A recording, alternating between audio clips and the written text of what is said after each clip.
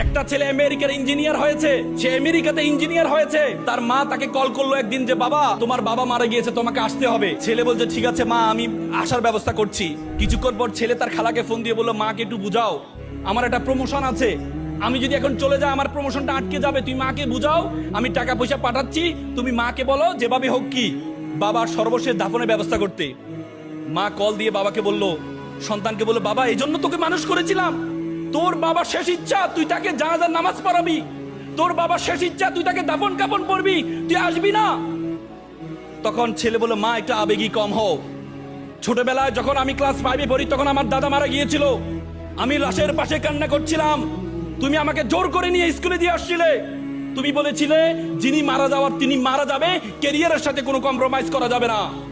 সেদিন আমার মাথা ঢুকে আছে ক্যারিয়ারের সাথে কোনো কম্প্রোমাইজ হবে না। তো সুতরাং আজকে আবেগে একটু কম হও। প্রিয়